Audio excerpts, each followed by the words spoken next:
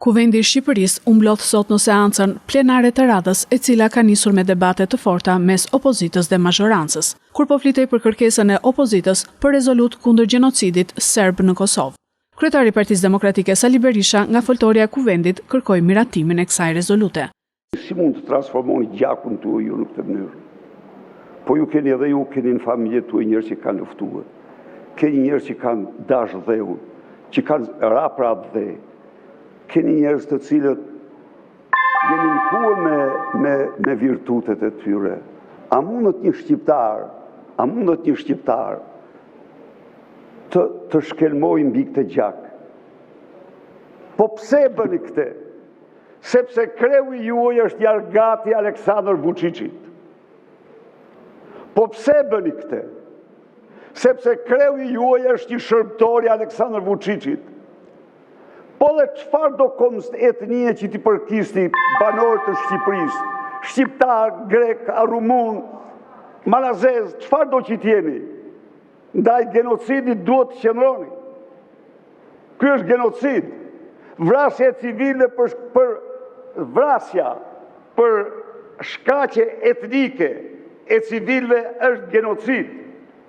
Kryetari i grupit të Partisë Socialiste Tauland Balla ka replikuar kërkesën e Berishës për rezolutën kundër gjenocidit serb në Kosovë, por ndërsa Balla fliste nga vendi i përgjigjej pa mikrofon, Flamur Noka. Sot, komandantët e UÇK-s mbahen të arrestuar. Mos bërtisni pse bërtet e këpjesni. Sa fillojnë me komandantët i bërtet? Qa keti të shpon ai ty? Mos e shpon, mos e shpon. Lëre mos e po flas për komandantët. Pse e shpon? Po flas për Hashim Thaçin, o Sali, pse e shpon Flamurin? Po flas për Hashimin, o Sali, lëre Flamurin, sa flas për Hashimin, shpon Flamurin. Ne shqiptarët jemi gjithmonë mirënjohës komunitetin ndërkombëtar dhe në mënyrë të veçantë Shtetet e Bashkuara të Amerikës, të cilët morën përgjegjësinë dhe na erdhën në ndihmë. Ndërhyrja e parë dhe e vetme deri më sot në Europë, ushtarake e NATO-s në tokën europiane.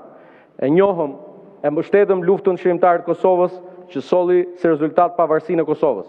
Kjo po ishte drejtësia që duhej vënë në vend. Lufta e Putinit në Ukrainë tregoi që ishte e njëjta strategji. Mbani mend që filluan të flasin përsëri për trafik organesh. Dhe duhet ta kishim mbrojtur. Edhe sot duhet ta mbrojmë gjithë së bashku, e nesër duhet jemi prapë gjithë së bashku për të mbrojtur legitimitetin e Kosovës. Lëreni partinë, po hajde të bashkohemi për Shqipërinë, hajde të bashkohemi për atë tonë. Deputetja e re Zeqine Çaushi gjithashtu është bërë pjesë e debatit ndaj deputetëve të opozitës për fjalorin e përdorur sot në kuvend, duke i kërkuar kryetarit të parlamentit Peleshi që të mos e lejojë sjelljen e Nokës. Ua, sa të respektuar, u çudita tani.